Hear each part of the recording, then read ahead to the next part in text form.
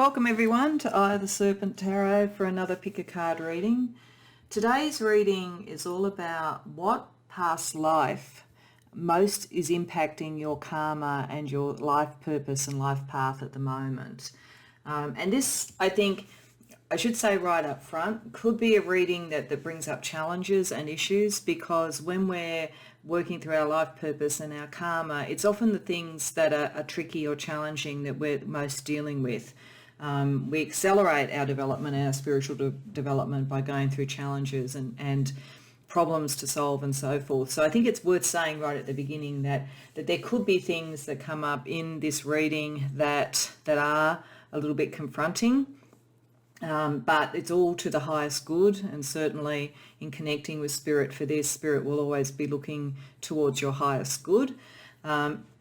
It may be fine. It's really hard to know before we do the readings exactly what will come out, but just be aware that if you find some of the discussion about a past life that you've had, it sounds like it was a difficult one, well, at least it's past for a start, but it might give you some answers for some of the challenges and options that you have at the moment in this current one.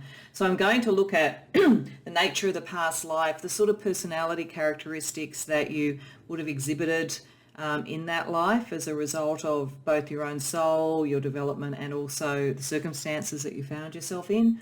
And then I'm going to have a look at how that's most impacting on your current life. And we'll use some oracle cards and so forth to get a bit more information around all of that.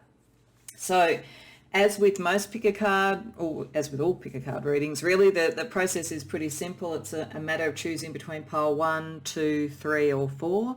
Of course, you can go to more than one pile. There might be more than one of your past lives in this particular set of readings. So certainly if you feel yourself drawn to more than one, by all means look at more than one. The timestamps for the readings are in the description box below. So if you're ready, you can go straight there now and get into your reading. If not, what might help is understanding the pyramids, the crystal pyramids that we have here, because some people resonate to crystals. So the one under pile 1 is a bloodstone pyramid. Under pile 2 is a dragon blood pyramid. Under pile 3 is a red jasper, and pile 4 is a mukite or mukite pyramid. So that may, with colour or with the crystals, help you make up your mind about which to look at. But if not, pause the video, contemplate them until you see which one draws you or ones draw you, and I'll see you in your reading. Welcome pile 1. If you've looked at a number of my other spiritually based pick a card readings, you'll know that I often like to use a focal point card from a relevant sort of oracle deck to give an overarching feeling about the reading. And I thought that's particularly important for something where we're looking at spiritual growth and karma. And so I'm going to actually open with this, and I'm going to close with another oracle which has a similar sort of closure sort of element to it for you. So the card that you chose, and this is from the White Light Oracle, is called the Sacrament of Extreme Unction. What it's really about is the closure of something in your past that is no longer working for you, or something that you no longer need to dwell over or feel through. So this may be picking up something in this life that is hard or difficult, a relationship, some sort of reversal in your life, or even some sort of sense of debt that you had to others, your family, your community, whatever it might be. And this is saying it's time to release that and move on. So I do think that part of the messaging that's going to come out of this reading for you, pile 1, is about the things from a past life that you have already processed and already dealt with. In many ways, it's an excellent card to have at the beginning of a reading like this, because it says you haven't shrunk away from it. You've done a lot of work spiritually, emotionally, with shadow, whatever it was that you needed to do. And it may be that some of this life you've gone through circumstances already where you've had to let go of things and learn how to do that.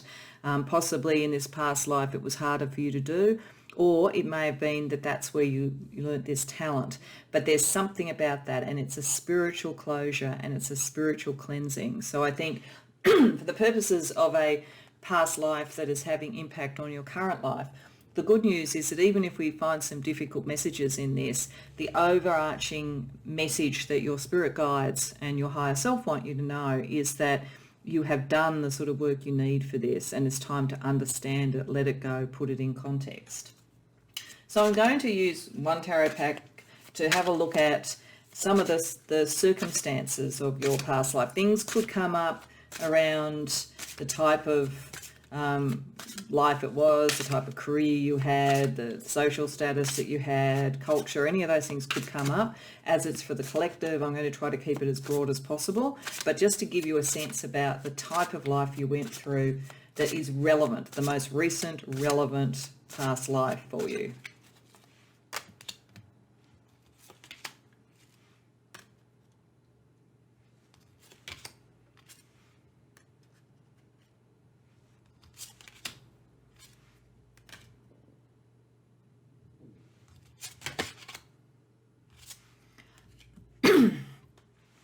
So pile one, I think this is interesting. It looks to me as though two key things were operating in your past life. One is that I think you did enjoy a very deep, long-lasting, important relationship. The Ten of Cups is there. You valued your relationship. You sort of laid down the groundwork for it. And to some degree, I think you may have been very much a self-made person, a very charismatic sort of person who drew other people in your own right. But it looks as though you might almost have sublimated some of that for the importance of this relationship and the importance of family. I suspect that you were well off. I suspect you came from money. I get a sense of sort of a time sort of around maybe Victorian England or something like that, but that doesn't necessarily have to apply. It's just in some circumstances here. I get the sense of a social class where there was money, where there was establishment, and that you had a very good example, I think, from your family about the importance of family and the importance of relationship. What I do think happened, I think a couple of things happened in this life, pile one. Firstly, I think you did sublimate to some extent your own sort of fire, your own creativity, your own charisma into the relationship. So I think many of you, honestly, I think many of you would have been women in that time, and it would have been all about hearth and home. But I also think that something a little bit tragic happened. I think that either maybe this relationship that you cared so much about, the person died quite a lot earlier than you, or there was some loss or some tragedy around it, because it was almost like you'd done a bargain with the universe. You'd given up some of what you had individually for this sense of security, and you did get it, but at some point a change occurred that made you wonder, can you go on? So I feel for many of you that you lost somebody. You lost the husband, if you were a woman in it. You lost your significant other, or possibly a child in those days. There's definitely a sense of grief coming off this, and it's partly grief coming from a surprise that this happened, because I think, as you say, you came from a family and a tradition that seemed to be blessed in some way. And everything showed that you were doing the right things by society's conventions to bring about the same sort of thing, to replicate it. But something went wrong. It could be, I'm getting that in some cases, maybe, it was a time when there was, sort of a plague or some other thing like that. Something cut short either your spouse or children or members of your family in some way. Something caused real grief.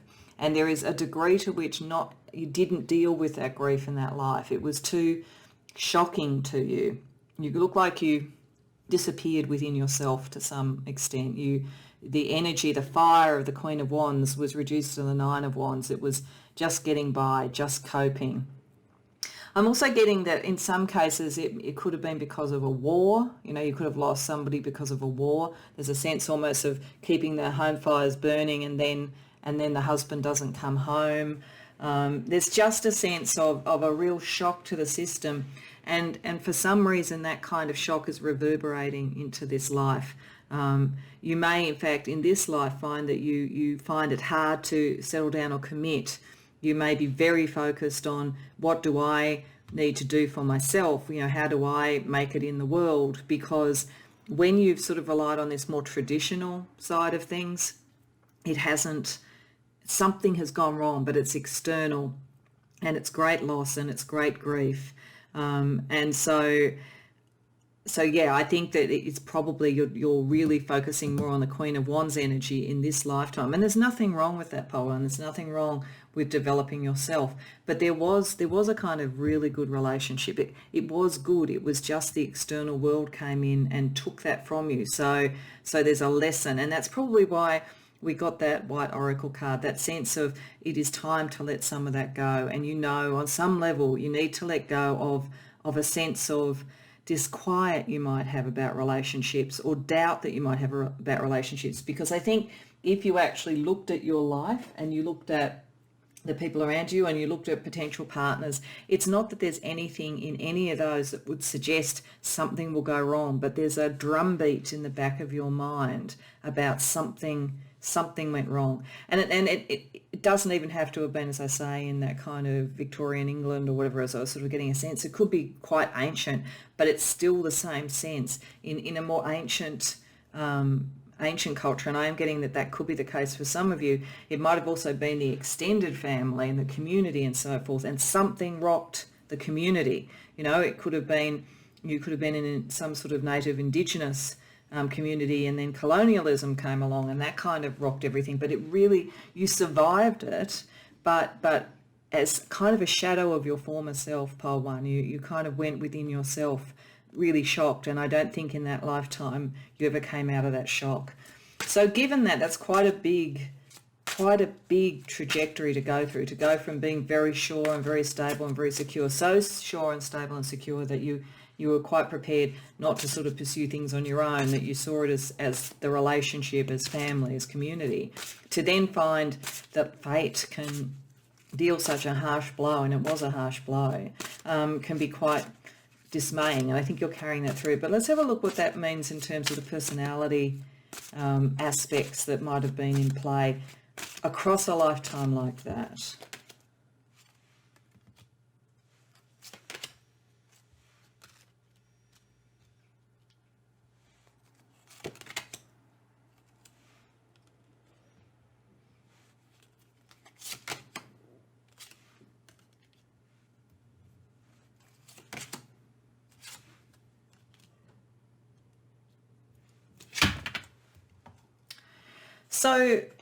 So pile one, this is kind of picking up both elements, which I sort of expected, because the personality almost shifts when that occurs. I think some of what this is suggesting is that you were very very happy to align with the sort of rules and the status and the structure of the life that you were in. You had a lot of belief in that. I suspect many of you had very good relationships with your father. There was very much a sense of following in those footsteps, that sense. You've got the sort of emperor there, and you've got the kind of almost patriarchal figure sitting on top of the Ten of Pentacles just above that. So there is that sense of that you really did follow the rules, and you're really happy to do that. You saw a lot of point in it, and that's, as I say, whether it was in an Indigenous community, whether it was in a Victorian England, whether it was that was connected to the military, being in a military family, and therefore potentially wars and so forth, bringing this. So you were very much someone who went by the rules, and you believed in them. It didn't come from a space of fear. It actually came from a space of belief in that. And you had a very open heart. You absolutely believed love was the most important thing, that at the end of the day there is a role, and that you have to fulfill, and it is the role of your heart, and you will do that. So very much a sense around that of of being happy to do that, and being kind of pragmatic about it as well. The Seven of Cups reversed can sometimes be a little bit more pragmatic than romantic. So there is a sense of this is what you do in the society you're in. This is what you do in this culture. This is what you do when you're in a family of this status or whatever it was. And you were prepared to do that. But I do believe even if there was almost a sense of an arranged marriage about it, you actually did have love. That relationship was a good relationship. There was love.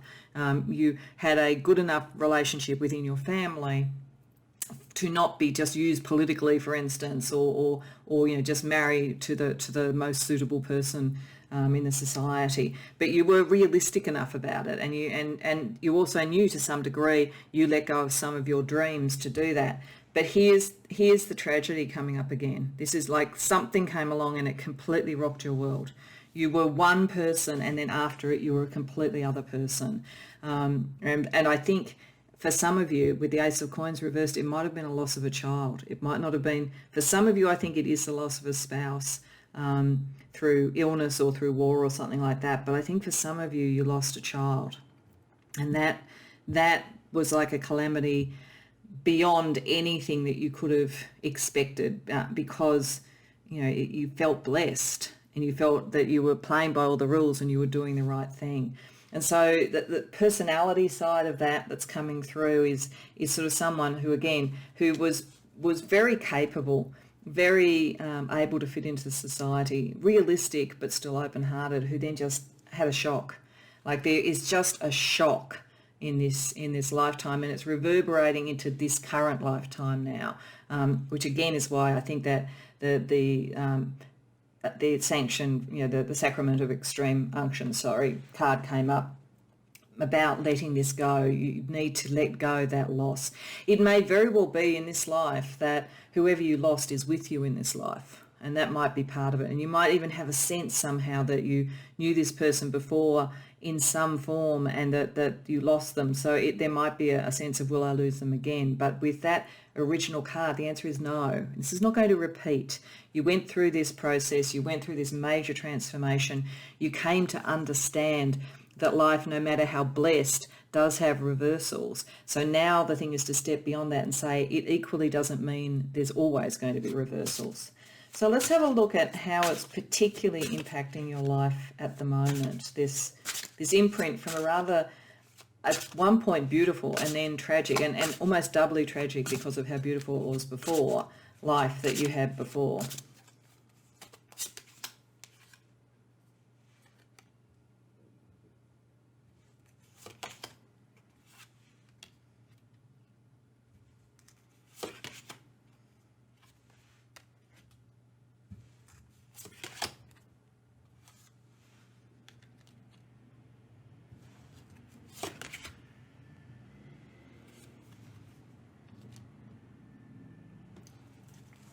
So this deck is very much based on contemporary life, and that's why I chose it for this.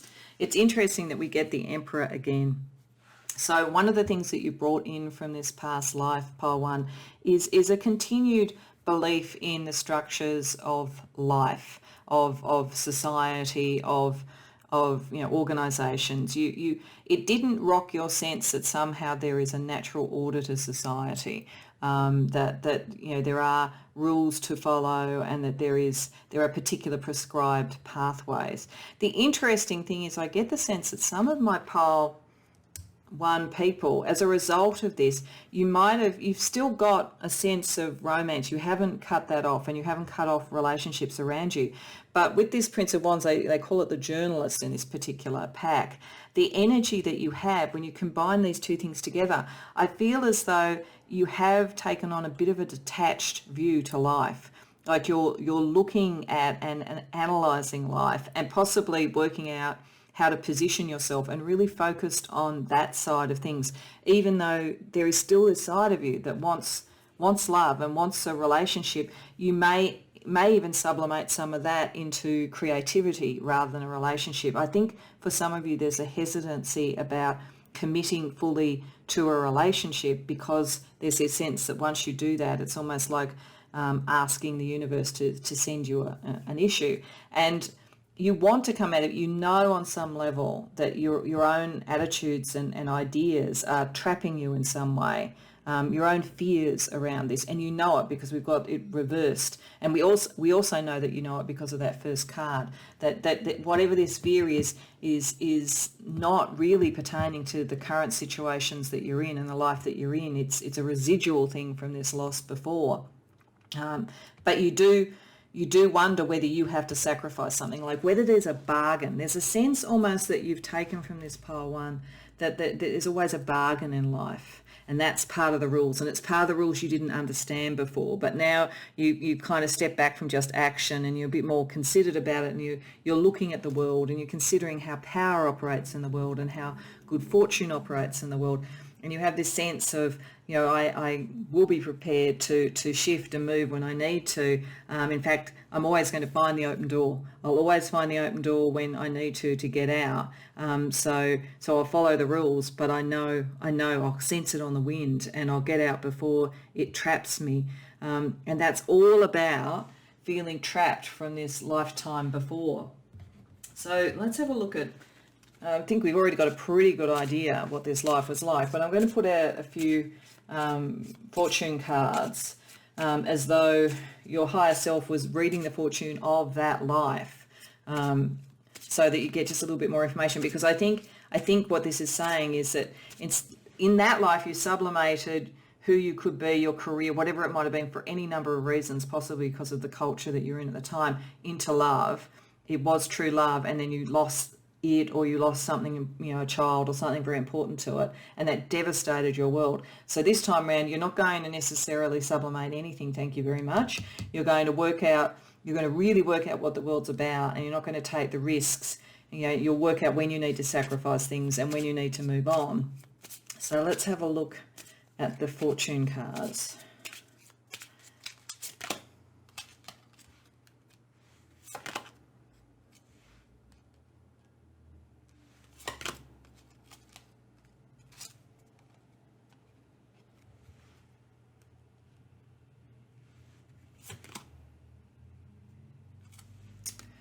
Okay, that looks very similar to what we've been talking about here. So there was a significant other, and I think for most of you it was a man. I think because of the society things I'm looking at, probably most of you are women, but not necessarily.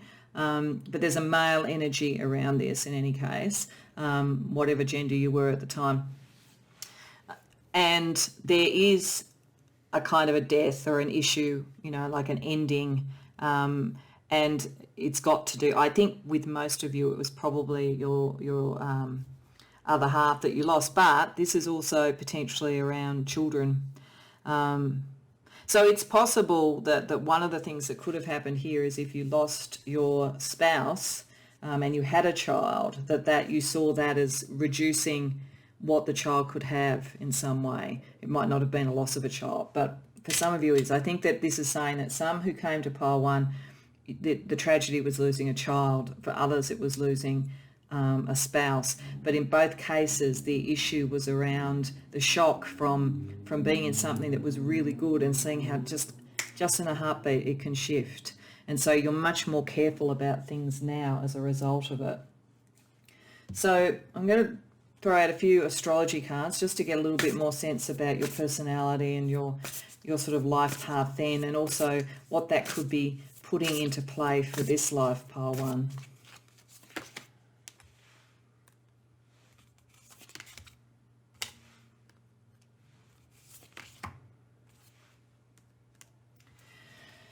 Okay, so that's saying firstly, I believe, and it's Pisces so Pisces is a water sign, so that's about emotions. You believed emotionally, and look, you still do.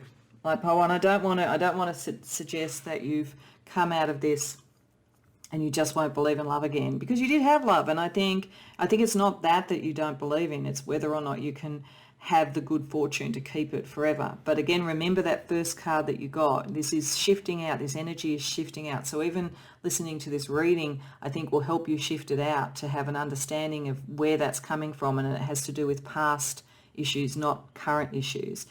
Because this is all about revolution. That's the Tower energy. You were shifting. There was a major, there is a spiritual theory, Pile One, that sometimes we choose to go through great tragedy or great challenge in a life because it accelerates our learning, it accelerates our growth. So it's possible that you did make that choice in that life.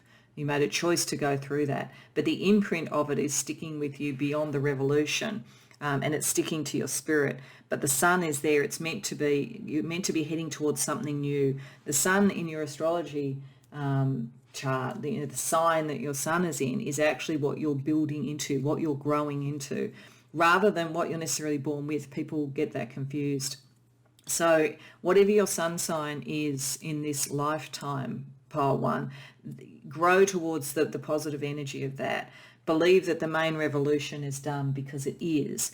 You earned a lot of karmic brownie points actually going through that, and going through it with great dignity, I think, with sadness but dignity. And I think that first card very much showed that you have dealt with it. You know, it's just this residual sort of fear about believing that good things can last. There's an anxiety that comes to you whenever you think things are going too well. So I'm going to close out, as I said, with another oracle pack that is really about spiritual energy and the light, to just close out the message of this, which is really, you've done the work, you know, let it go. It's time to believe that good fortune can be yours again, without the strings attached to it of lurking tragedy. Okay, and so this card is variance. It's saying it is really underlining that it is not the same. It is not the same this time around, Pile One. You can allow yourself to do more than just navigate the material world and build your own brand and your own power or whatever. You can have the love that you want as well too. It's not a either or. It's not a once I trip that particular sequence of events, then I'm going to bring in something else. This is a variance, of your experience. It's a different thing. It's also saying that there's something connected to the past that is what puts you out of sorts sometimes. So the message is, let it go, let that go, be aware of it and let it go. It's not going to repeat. But when you do feel that niggling feeling, when things seem to be going well, remember this, remember where that feeling comes from, and remember that it's not you now, that you've done your time with that, and this is a different life. So Pile One, I hope that was helpful. I do really feel for you in what you lost in that life, but as I say, your heart remained pure. Your abilities and your strength and your intellect have come through it, and so it's really only that residual sense of, is there a price to pay for happiness? And the answer to that is no. There are different times when we go through things karmically for different reasons, but you do need to kind of let that go. And if doing a ritual or something like that helps with that for you, do it. Whatever works for you, do that. Getting out in nature, doing a ritual, having a long bubble bath, whatever it is, contemplate it, let it go. The past is past, Pile One. I hope that was informative, and I hope that it helped you. If so, please like the video and subscribe if you haven't already done so. And if you have any comments or thoughts on this, I'd love to see it in the comments. I think there's so much for you, Pile One. It'd be really interesting to hear if that resonates for you, and how you're approaching getting back that belief that is native really to you, in love and in the goodness of the universe. So hopefully I'll see you in the next pick a card reading. Welcome, Pile Two. If you've come to other pick a card readings that I've done that are in the spiritual sphere, you'll know that I often try and choose a card from an appropriate oracle that talks about divine energy, divine light, so that we get an overarching touchstone for the reading, a sense of what might be coming, and in the most positive and the most beneficial and supportive from the universe type of way. So you chose Vulva of Cedar, I think. I'm not sure if I'm pronouncing that correctly. This is a card about divination in itself. It's a card about potentially spell casting for for potentially the benefit of others or yourself. It's kind of can be a little bit morally ambiguous on that level, but it's about trying to work out and understand what's coming in the future. So I think that you may have had a life where you had that ability. You've probably brought that sort of thing in here, and whether or not the circumstances of what you saw or how you helped others with that have some bearing on this, there is a sense of understanding that capacity that you have, and that the understanding, the deeper understanding that comes with it, Pile 2, that often we see things and we can't change them. Sometimes we can. One of the beauties about tarot, I think, is the nature of its messages are that we can learn from it, make decisions and alter where we're going. But this is the sort of divination that shows more potentially fixed energies and so forth. So understanding there are almost like fixed points in time that need to occur, and it may be because in this sort of reading, because there's been an agreement before you even come into life about how a life is going to play out in broad terms, and I'm talking very broad brush terms, not every choice that you make. So there's something in this around that ability, about having had that ability before, probably having it now, and how you use that is part of this reading. So let's have a look at the nature of your most relevant and recent past life. And when I say relevant, I mean to this life.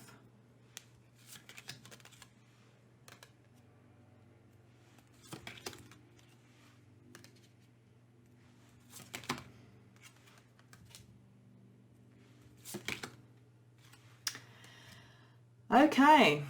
Pile 2, you're an interesting group, I have to say. I think that this is the group that's come to it who are the spiritual people, possibly people who are tarot readers or other things as well. You certainly spent quite a bit of this lifetime looking into esoteric arts, looking into the hidden, and you were very skilled at it. You got both the High Priestess and the Hierophant.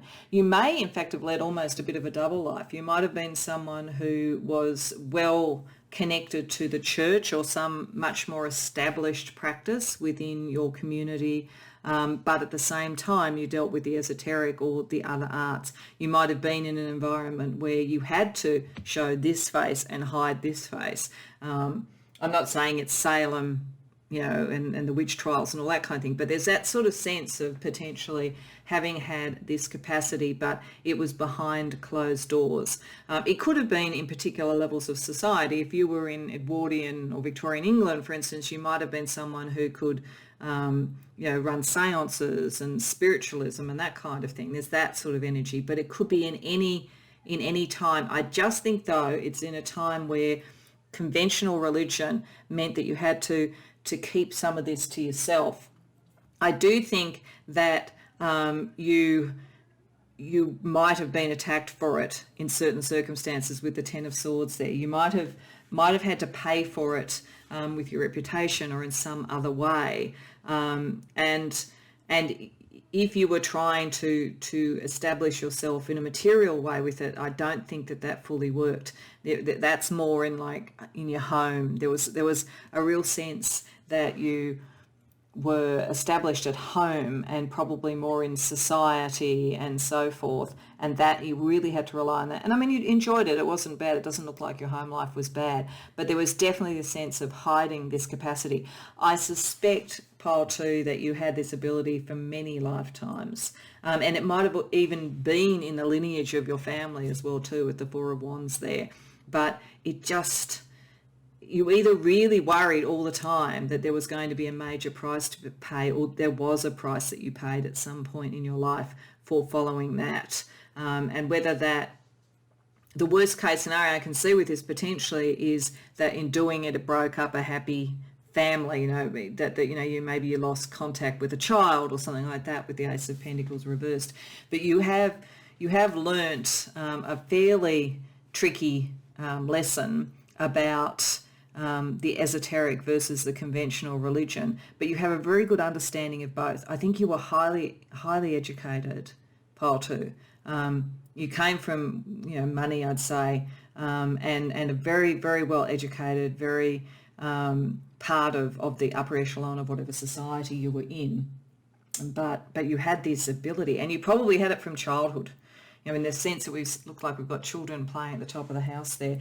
I think that you had this ability from childhood. You were always a bit strange, a bit otherworldly, and I suspect there was a lineage in your family. But there was something in this that caused you to live in a bit of fear, or that brought some sort of reputation or something like that damage to you. So you carry this ability that you have with a certain degree of caution.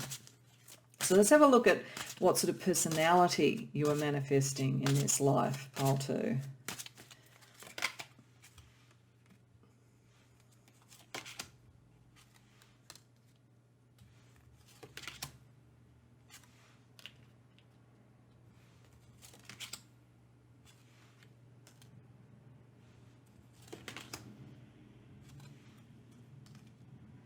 Well, there we have the Ten of Swords again, though this time it's reversed. I suspect that means that it was more a worry about being found out than you actually found out.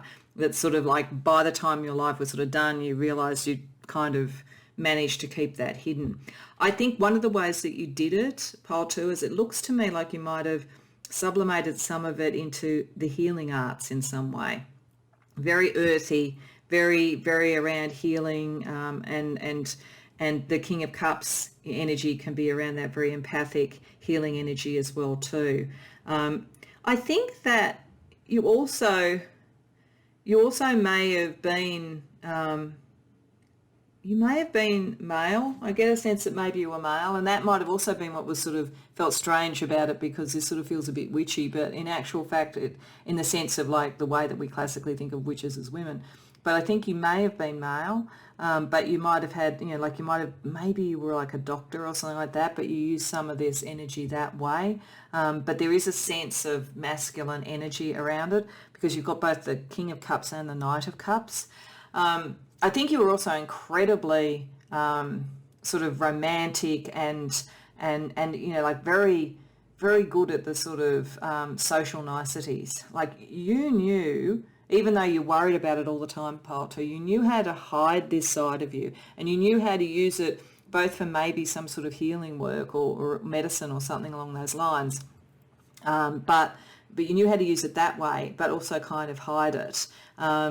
You weren't going to share that side of you. That was very private. Maybe your family, because as I say, there could have been a lineage there, but it wasn't generally shared. And you were very much a self-made person for all that you came from money. You used this really high education that you had and high ability. You could have been, I'm getting that some of you at some point might have been alchemists. The connection of that kind of understanding and learning with what feels like the sort of healing arts or the medical arts or something along those lines. Of course, alchemists used all that spiritual knowledge, but they were also the forefathers of chemists now. So there was something potentially there. So I think you found a very conventional way to live your life and to use those skills. And probably most people would have been very surprised if they knew, because you maybe were a pillar of the church or something like that as well too, because that was held private. But there was always this underlying concern, and I suspect that came from a prior life. I would say in some point of your karmic history, pile 2, you've suffered for this, and that also kind of came up a bit about the morality about it, like whether or not maybe you crossed a line at some point around that, and that had a repercussion, and that was, weirdly enough, we're sort of seeing even what you brought into that life around that. So let's have a look and see what impact this is having on this life, because we're now in a world where people can go on YouTube and read tarot cards. We don't have to hide this sort of thing anymore, but depending upon what society you grow up in, what culture you grow up in, that could be different. And if you came from a very religious background, that could be an issue. But let's see how it's manifesting in this life.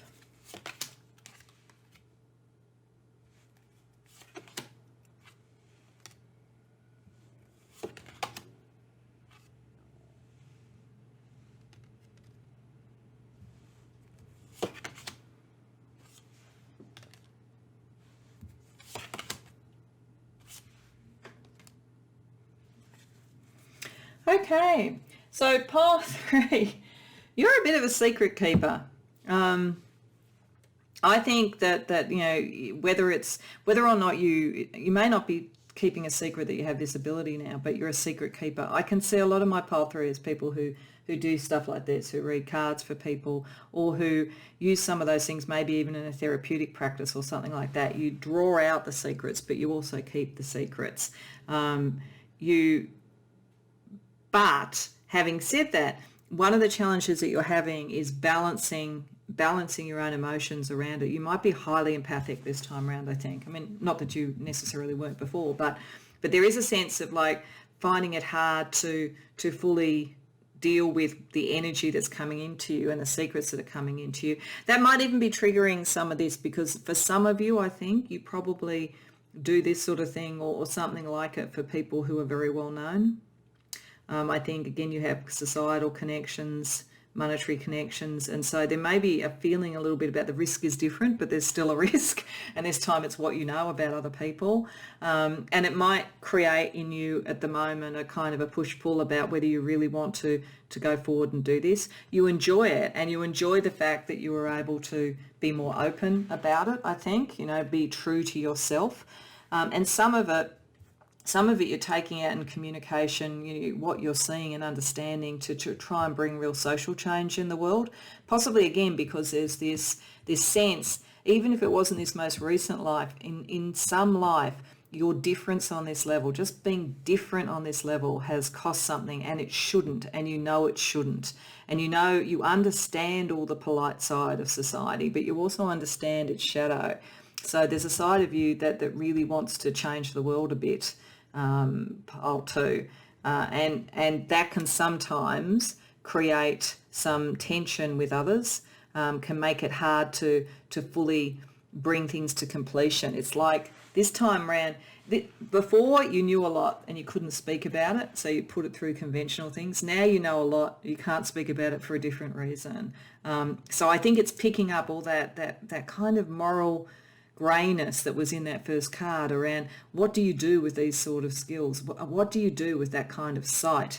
How do you manage to use it in a positive way? So that's very interesting energy. Let's have a look at what some fortune cards would have said about this life before. If you'd gone to a fortune teller, if you'd gone to someone a bit like yourself and got them to do a reading, what would have been the cards that would have come out for a bit more information for you?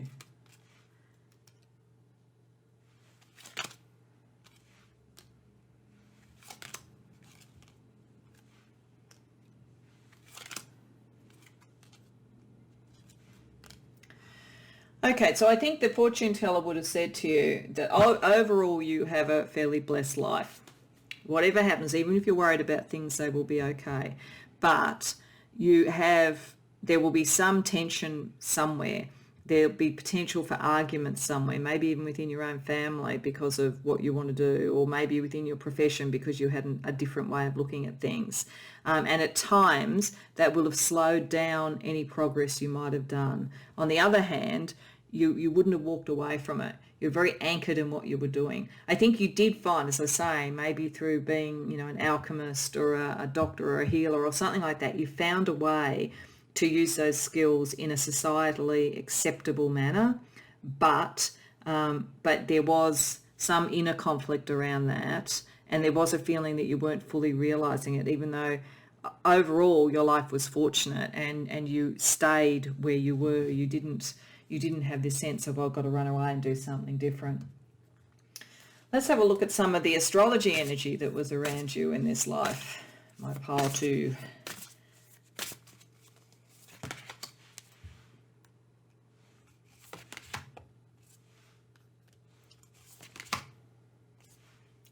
Wow, okay. That pretty much says the same thing again. Uranus, genius. So that's a planet that is about genius. It's about the unexpected. It's about the revolutionary. So in this life, it's coming out as being an activist, being someone who really wants to shift societal attitudes on some level. And really, there was that kind of genius, that channeled information that you had. Chiron asteroid, which is called the Wounded Healer, which is something that's often also said about the King of Cups. So there's that sense of using healing. That's a healing energy. And Jupiter was abundance. You didn't want for money. You didn't. You were, and this, even though there was the worry around it, you didn't end up losing anything. You might have potentially lost a little bit of money, or maybe you didn't realize fully what you wanted, but overall you still flourished. You still flourished. So let's just close out with a different oracle pack, which is about the light and about the divine energy, so that we get, a positive last message for you about how to take that kind of ability and that background and really develop something out of it. And if you can hear that noise in the background, I apologise. Somebody's decided to do a bit of drilling in the background. Hopefully it's not too noisy.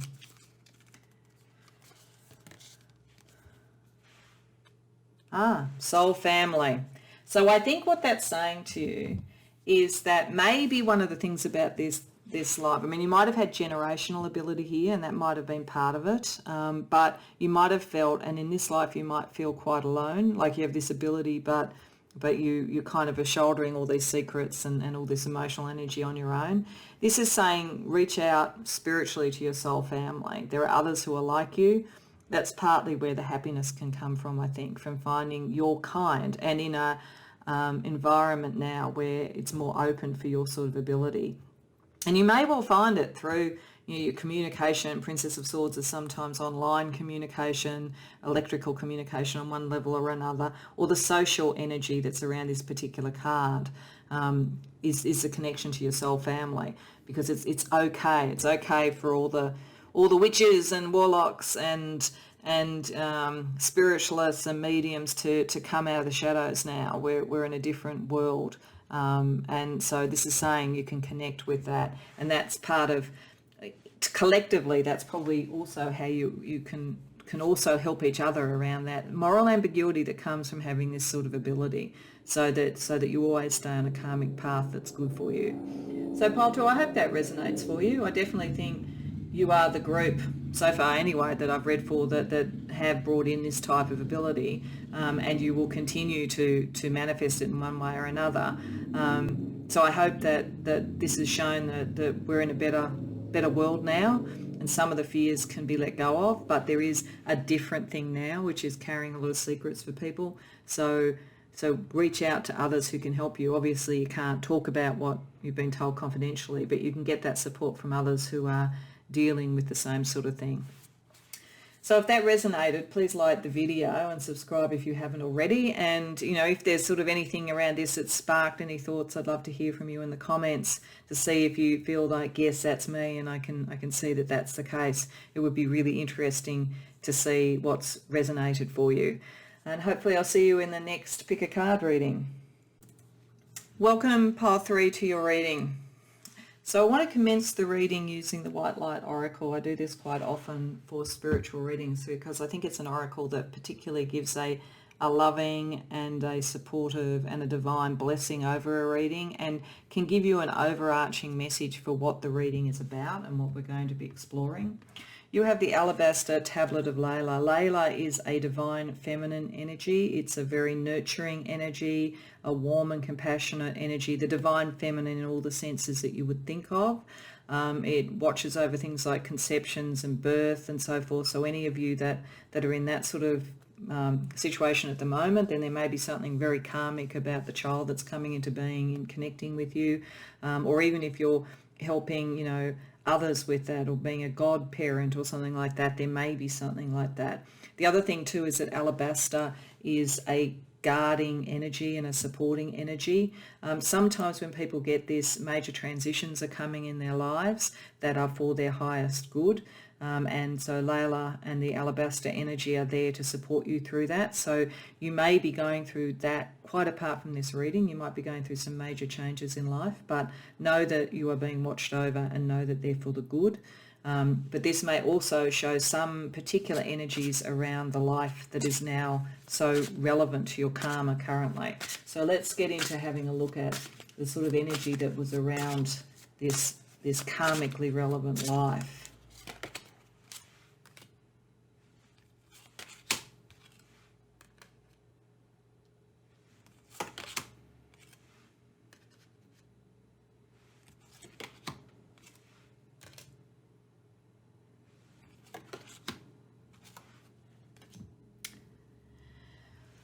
So pile 3, I think that you may have had a life that was largely on your own. I think it started in a good family life. So you came from a sense of a good family life. But for some reason, it feels like the wish for a long-term relationship, wish for children, and all of that kind of thing didn't really come into being.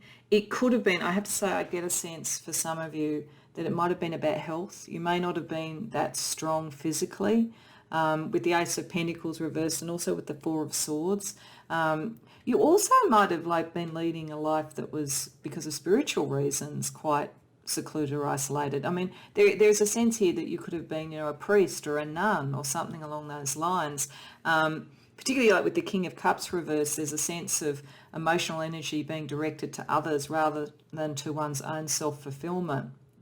And needing to do something quite conventional. With the Knight of Swords reversed, I think underneath you had a quirky sort of sense about you, and you really would have liked to do something different and unconventional, but for some reason you ended up in a life where you didn't say have a family beyond the one that you were born into, and you led quite a sequestered, isolated sort of life. Maybe very academic. That's another thing that could come up with these energies. So sort of the confirmed bachelor or confirmed bachelorette. But I think a lot of you may have gone into sort of spiritual or religious types of environments, or for some reason, maybe even for some of you, I think I'm getting that some of you might have had to give up that because you were looking after someone in your family, like your birth family, that was not well, maybe an aging parent. So there's this sense of sacrifice around it. Sacrifice, isolation, spiritual sacrifice. And that might be partly why we're seeing the divine feminine is such a strong energy now, because it's almost as though if you were a woman, you had to suppress that. And if you were a man, you didn't have that divine feminine energy around you, that sort of support. It just looks like a lifetime of sacrifice. And it doesn't look like, beyond the fact that maybe you found it a bit frustrating and a bit conventional at times, it doesn't look like you resented it. It doesn't look like you were unhappy in it, but it feels like a life that was not fulfilled in some way, like its promise was not fulfilled. And you ended up either looking after somebody who needed it, within your family, or taking on a nursing sort of role. There's feeling like nursing maybe around this, or as I say, a nun or a priest or something along those lines. So I think it was a life of kind of self-denial. It started off happy. You weren't an unhappy person, I don't think, pile 3, but I do think that you didn't fully embrace what love and a relationship could be, and that side, that feminine side, regardless of whatever gender you were. So let's have a look at what that meant for your personality. I feel like it wasn't a really long life either. And I don't mean by that you died at 12 or something. I think you grew up and you look up, but I feel like it wasn't necessarily, I don't think you lived to necessarily old age. I think you did what you were meant to do in a shorter period than that.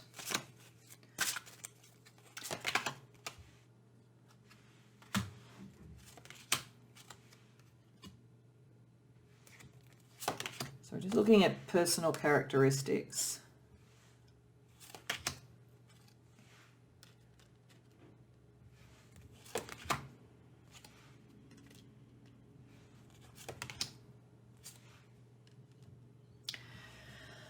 Okay, pile 3, I think that for many of you, there might have been something like looking after an aging parent or something. The King of Swords is coming up here, and there's this sort of sense of you do what the right thing is. And it seems to have come from a masculine energy. It seems to have come from a father figure. In fact, there's a very strong sense that you do the right thing. You had a very strong sense of justice, a very strong, and he may have even come from a family of lawyers or something like that. There's a very strong sense of you do the right thing by the law. And and that's what you're destined to do. That's your role, and even, even if you sort of wanted love or something along those lines, you do what is required of you. You have responsibility. There's a huge sense of responsibility and duty, and it's got a very strong masculine sense about it, whether you were a man or whether it's just that there was a very strong masculine,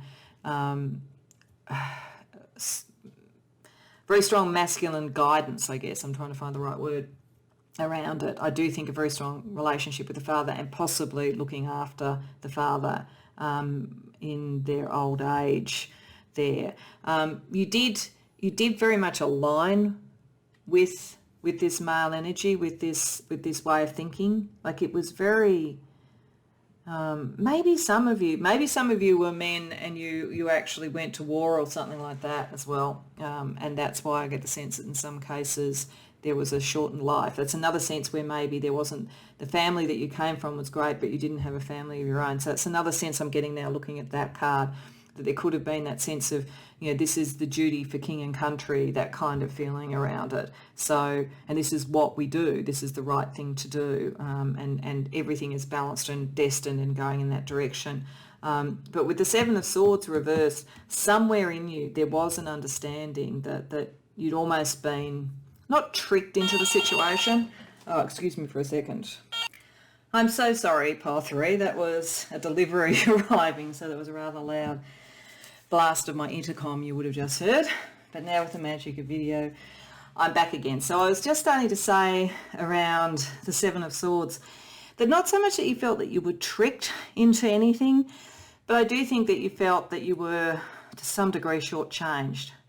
You didn't say no to it, and I think you may have actually really thought about that more after your life, in that kind of soul reflection. So I think it's saying that underlying niggle, that sort of intellectual, is this quite right, is this quite fair, I'm doing everything that I have to do, I'm taking on my responsibility, whether or not you somehow got shortchanged. So that could be impacting on this current life. So it will be interesting to see. We're going to put out some cards now around how this life is impacting on your current life.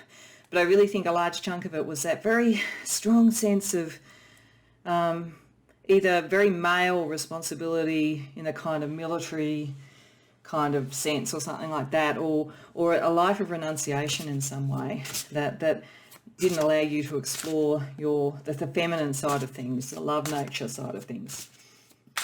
So let's have a look at how that's impacting this current life, Pile 3.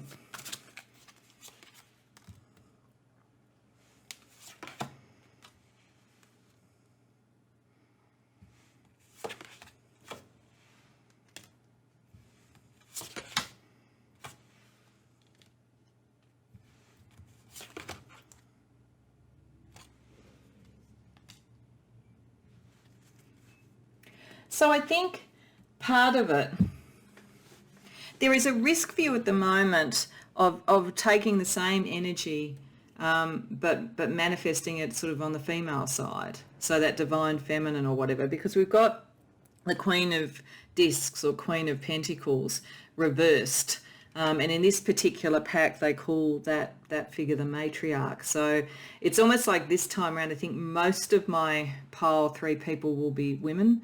If you're not, you have a very strong feminine side, but excuse me for a second. I'm sorry, Pile 3, you must be my pile where people come to the door or ring the buzzer, but I'm back again. But there is a sense, as I was saying, that this time that you're not necessarily fully allowing that transition to own that sort of feminine side, whatever that is. And it maybe is because this past life had so much of a sense of self-renunciation that there's still that sense that you need to do that. And it's hard for you with death reverse, because that's choice, to make the choices that are selfish. And I don't mean that in a bad way. Sometimes we have to be selfish. So I think that there is a need to grasp this time what you want, to not have that sense of being still alone. You may, in fact, some of you may have been avoiding relationships or finding relationships difficult because there just wasn't the pattern of it before, and because you're so used to having to put other people first. So I think there's a real need here, pile 3, for you to own that sense of love and to understand that you are as worthy of love as anybody else, and that life is not all about being alone and being, the responsible one. Interestingly enough, we have here the Ace of Discs or Pentacles the right way up, and in that last life it was reversed. So there really is a chance to have something more material for yourself, whether that's, a family, whether it's business, something along those lines, something that is for you. And we have the 6 of Swords, so there is more peace of mind. There is an understanding within you that you have more freedom in this life than possibly there, but you're keeping this residual energy, pile 3, from the past, and that maybe is keeping you isolated from others. So I think that's what that original card was trying to talk about. It was trying to talk about the transition that you need to go through and the protection that the divine, that spirit will give you to go through that, to allow that sort of energy into your life.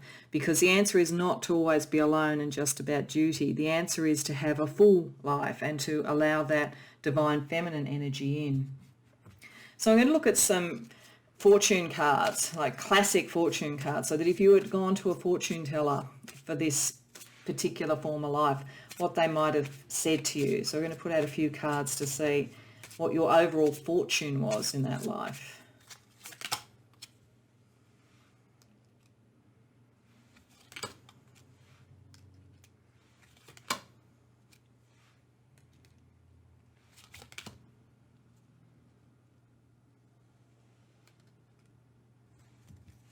So this, I think, what the fortune teller would have said to you is that the key to everything, to abundance, to a full life is there, but you have to allow it to happen. And it's like there's very big things that are kind of, you're putting ahead of it. You're putting the sort of the big responsibility ahead of it. You're also stagnating some of what you could have yourself, cloistering yourself away again. That's the sort of sense around it. So it's pretty much saying that there was potentially a way to be free. There was a way to be abundant. But it's interesting, always with the key, it could be to either lock or unlock this.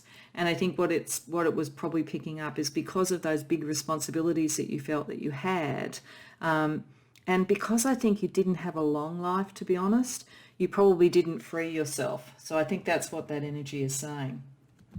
So let's have a look at what astrology energy was around you as well. This is a bit more about your personality, but also some of the life path.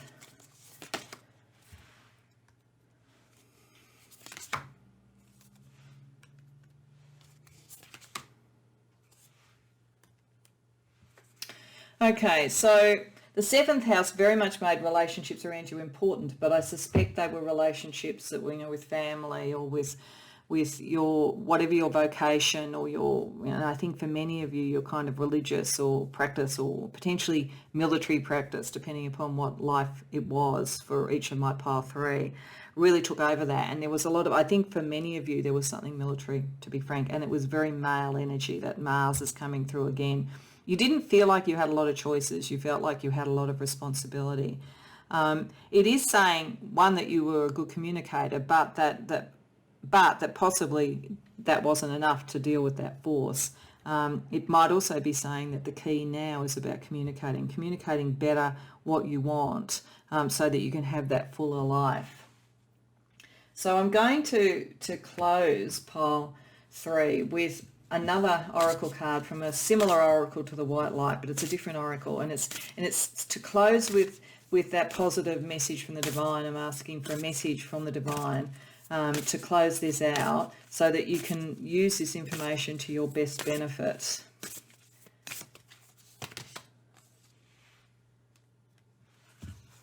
And the divine is saying create space. So I think it is picking up that you are still taking on responsibilities. You are still crowding out your life, possibly with the needs of others. You are still taking that very, very seriously.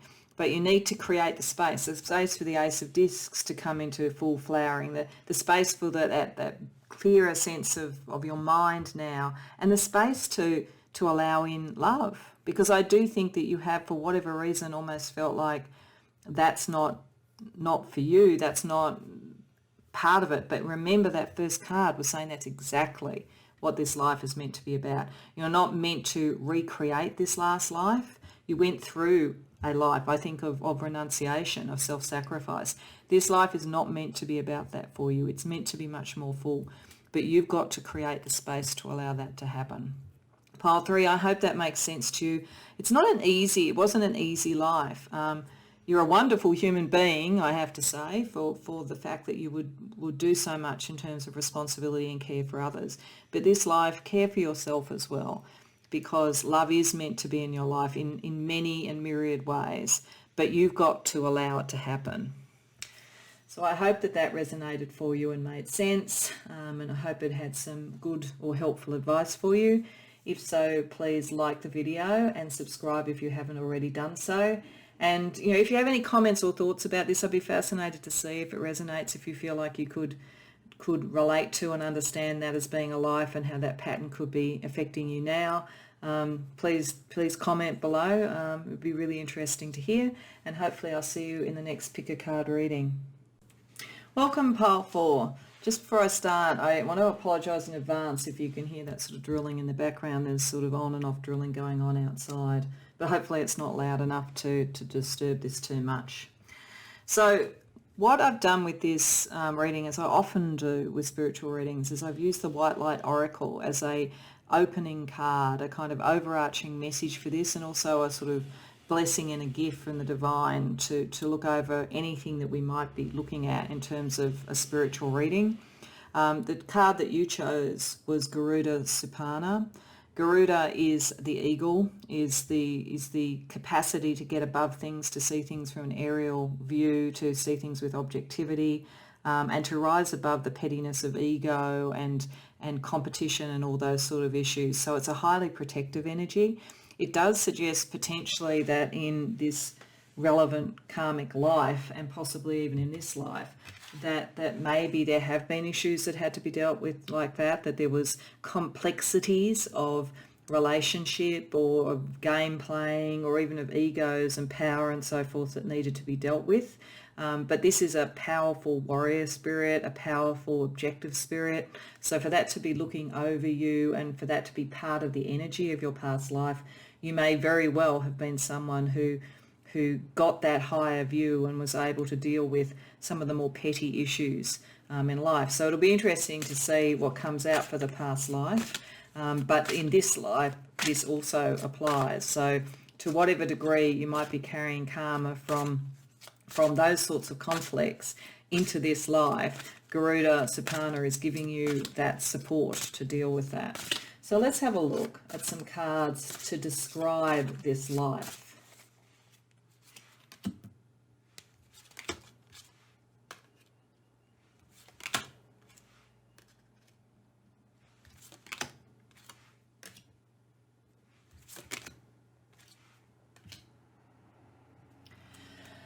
Okay, so pile 4, I think that there's a very feminine energy for this, so I'm just trying to adjust the camera a little bit better so we get a better angle.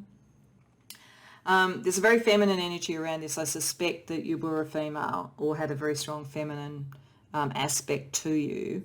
I think you drew a great deal of envy to you in this life. The Queen of Wands came up first, and thinking about Garuda Supana there, I think you were someone whose light shone very, very brightly, and I think that you were able to manifest things into being very well. I think kind of a self-made person. I mean, you may have come from reasonable money or education, but even without that, you would have made it. There was just something indomitable about your spirit. And you were very emotionally developed, very open to love, but you did attract jealousy, and you possibly found yourself caught within your own romantic innocence at some point. This feels a lot like someone whose light shone so brightly that someone came along and wanted to possess them and keep them in some way. So I think that for many of my pile 4, you may well have been in a rather restrictive relationship, possibly with someone who had a lot of power and saw you as being like the trophy wife or trophy husband if if it is male. But I do feel like this was likely to have been a life as a female. And And you went into this with an open heart, but with the devil card there, you got caught in it for some reason. Now, for some, I'm getting that it could even have been a lifetime that was very creative and on the stage potentially. And then there was maybe other things that kind of caught or bound you in the lifestyle that you were in. And that maybe wanted to steal some of that light. I mean, that's the sense I get about this. There's so much light in the Queen of Wands. There's so much light there in the Ace of Cups. There's so much emotional maturity there. For some of you, that whatever that was that you were bringing to the world, you established it to a certain extent, but then it was almost cut short by being in somebody's web, being in somebody's control. So I do think it was in a culture or a time period where women, once they were married, were very much controlled by their husband. And again, if it wasn't a woman, then in some senses it was some sort of career or some sort of approach that very creative, but that was also, there was maybe addiction or something else around it. So what it's really telling me was a life where there was enormous creative potential, enormous spiritual light, and enormous sort of loving nature, but that by the very light of it, it attracted some darkness as well, attracted some great darkness actually. So I think that part of this Garuda Supana for you and part of this lifetime would be about how you can maintain that loving nature and that enormous creativity and light without the fear that will draw the darkness and the control to you. You may in this life be dealing with controlling relationships. If this is part of why this is relevant, it might be trying to say this is where it started. This is where you got into a pattern because of your open-heartedness and your belief in the good in others, that you didn't understand that some people in relationships, it's about power and possession, and that your light would be something that they wanted to almost cannibalize in a way. So I do think that you ended up being restricted and caught rather than fully being able to blossom. But there was a jealousy around it as well. There was the person that you were with was jealous of you as well and possessive, but others were jealous of you as well. And I suspect that energy is still here this lifetime. It's part of the reason why this one is important. So let's have a look at what your personality was like. I mean, we've got a bit of that already from that, but let's look for some more information about what your personality was like during this life, both potentially when it was all light and wonderful, and also when you got a bit trapped. Either could come up with this. Let's see what the cards have to say.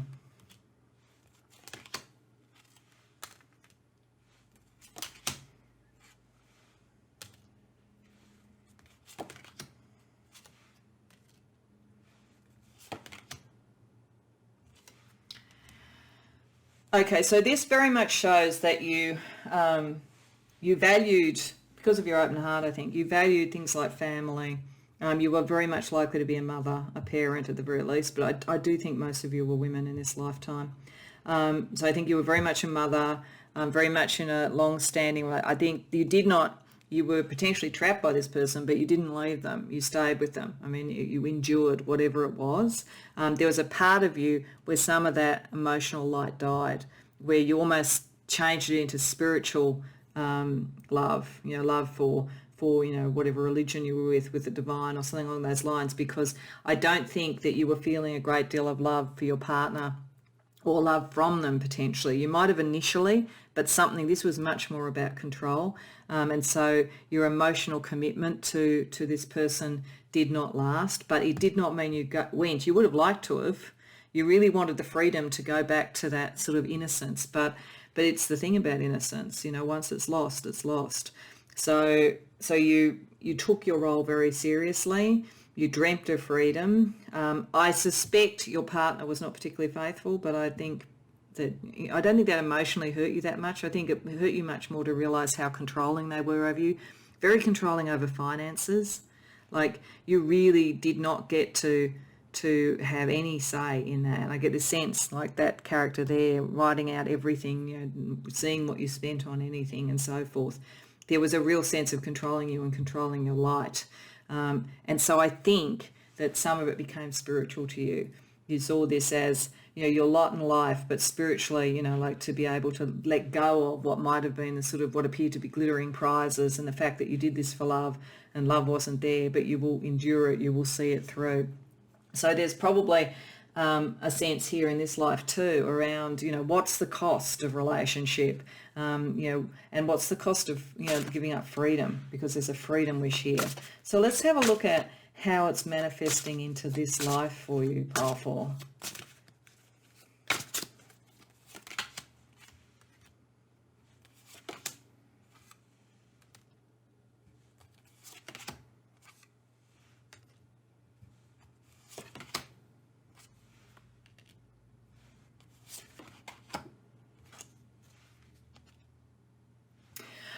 Pile 4, you still very much idealize and believe in parenthood, whether you're male or female now.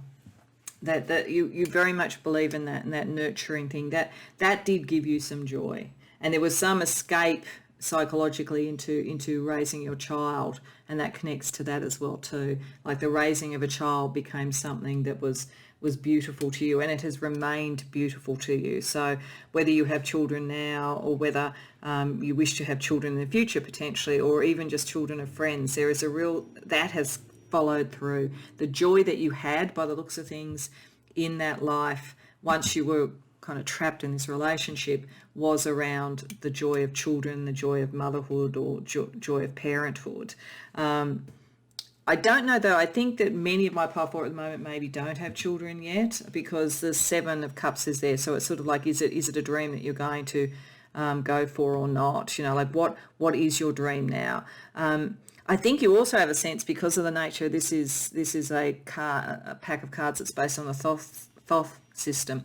So the 7 of Cups also has in it, they talk about debauch. I think there's a sense that you have that those who want to control you or own you emotionally, it is a kind of debauched, dark energy. So you're carrying that through to, you do not trust people who want to control you in any sense. And that's probably good, pile 4. You really shouldn't trust people who want to control you. But emotionally, back then you were open to it. Emotionally now you can sort of see that it's a bit illusory, that the offers of supposed sort of like commitment may be sort of a different word for control. So you're very aware of that. But you don't want to be on your own. I mean, you potentially could be if you wanted to be, but because the 9 of Coins is reversed, you don't want to be alone. You don't want to give up that capacity potentially to have children, or at least connect to family on a broader level. And there's still the romantic in there. It's just trying to find the right person. The Queen of Wands is here as well too, but in this life you have submerged that energy a bit. And I suspect as you grew up, some of that Queen of Wands energy was probably there as a child, and I think that people have been jealous of you, as I said right at the beginning, and it showed up with the Spirit of Garuda card as well too. So you're likely to have moved that. In this particular pack, they talk about the Queen of Wands being like the public defender. So I think you probably use that energy now on behalf of others, because you know that you could draw that envy and jealousy to you, because that light is still there. You just suppress it a bit. Ace of Discs here. For some of you, I think you are just having a child. You are going into parenthood, so that's there with the Ace of Discs, and particularly with the Empress. So you're starting to live through that. But whether or not you are prepared to commit to the other partner in it, that's another matter. You may not be prepared to do that because of what's happened before. And I think the question would be, is that like this person, or is it a different thing? And you need to be able to make that decision, to be aware of the fact that you've been trapped by relationships and power struggles before, and envy and possessiveness, but that doesn't necessarily mean that's going to happen now.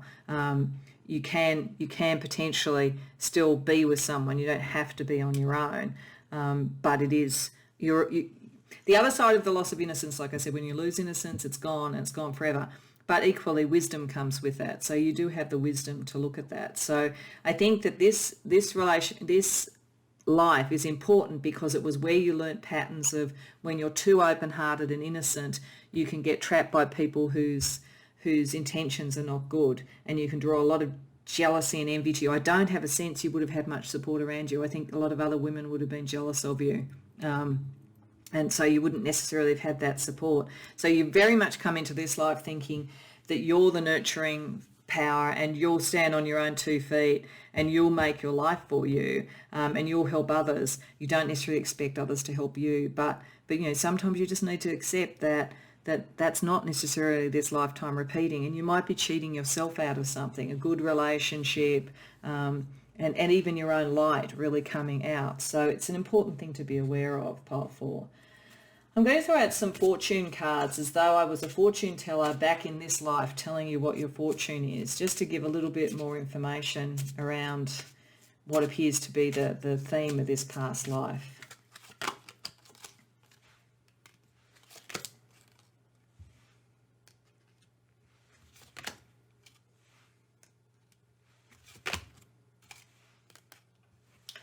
Okay, so this very much shows your loyalty. I would be saying to you, you're a very loyal person.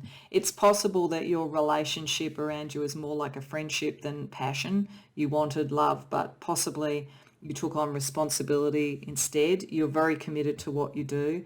There could have been some health issues potentially around this for you as well. Maybe just sort of nervous exhaustion with the amount that you took on. But there is definitely a sense that once you've taken on a responsibility, you stick to it regardless of the cost to you, because you're very loyal.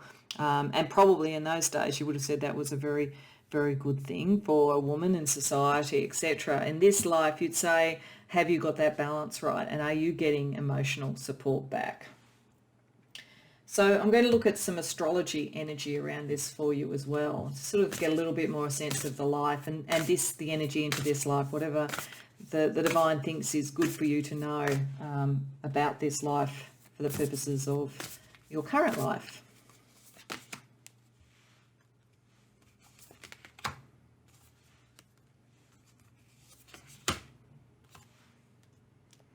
Yeah, I think this is very much the energy from that life. I think Taurus I have is the partner that was around you. Very, very possessive, very stubborn, very I have, I own. So I think part of it, what's saying is this time around you need to own things yourself. You need to get a little bit of that energy yourself, not to the point that your partner before did, because that was too much, but enough to really own your space.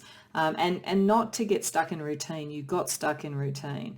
So don't give up your own fire and your own energy. If you are, pile 4, if you are in some sort of really bureaucratic, boring day-to-day job, that's not where you should be. I know that it can be hard to change, and it may take time to change, but routine is the death of this Queen of Wands, is the death of this, not literally, but like in terms of your energy.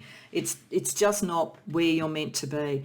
And Virgo, I analyse. I think that's saying really look at it, really think about it. You've got a very clever mind, and you have everything in your kit bag to do something differently. And whether that's to bring love into your life, or whether it's just to own your own ability more, and not to be so worried about hiding your light under a bushel because others might be jealous. Like, analyse what's going on, understand what's going on, understand what people are saying and why they're saying it. Don't take other people's opinions onto yourself, because you're more than that, and you're getting some negative energy towards you because of that jealousy. And it happened before. This is a pattern before, but that doesn't mean that you should reduce your sense of vibrancy and who you are. Remember that Garuda spirit is there. Get that higher level perspective. Understand the dynamics that are going on, so that you make choices that are for your highest good. And speaking of your highest good, I'm going to pull a card from another oracle that's a bit like the White Light Oracle, in that it sort of messages straight from the divine, from the highest celestial levels. So that it's a closing out of this, a last sort of piece of advice, a message, a blessing for you over this reading. And we get nourish. So I think that really sums it up. You need to nourish yourself, pile 4. You do attract jealousy to you, but if you understand it and get that high level view, it can't stop you. You naturally nourish and nurture others, but you need to be able to do that for yourself. It's okay to do it for yourself, pile 4. It's okay to be a bit selfish sometimes, because you've been a bit too selfless, and it's about balance. We are here on the earth to be nourished by the earth, and we also in the end nourish the earth ourselves, by being here, and even in our death, in the sense of our bodies being incorporated into Mother Earth. So there's real sense there about nourish yourself, understand, which Garuda does, be ready to defend your territory, but ultimately nourish yourself. Never let your light go out, Pile 4, because your light is very strong. And if people are jealous of it, then that's their problem. And if people want to possess it, then that's their problem. You just move forward with yourself. You're in a freer time now, so take advantage of that and own that light, because there's so much you can bring to the world in doing that, but there's also so much of the world you can bring to yourself as well. And it's your time. It's your time, Pile 4. So do that. Nourish yourself. I hope that was helpful for you, and I hope it resonates and gives some good advice from the divine, so that you can truly let your light shine, because it's considerable, Pile 4, and the earth will benefit from you letting your light shine. If you're starting to think that's too selfish, it's not. It's actually a form of generosity in a different way. I hope that makes sense to you. If so, please like and subscribe if you haven't already done so. And I'd really love to hear in the comments if this resonated, if you can relate to that sort of a life, and if you can see how those patterns could be going on in this life. I'm really, really, really concerned for you, Pile 4, that you don't lose that light and that you don't let other people's opinions and games stop you. You have so much to bring, and I'd really love to hear that you know that, and that you're nourishing yourself, and that you're not going to let people stand in your way. Anyway, beyond that, hopefully I will see you in the next pick a card reading.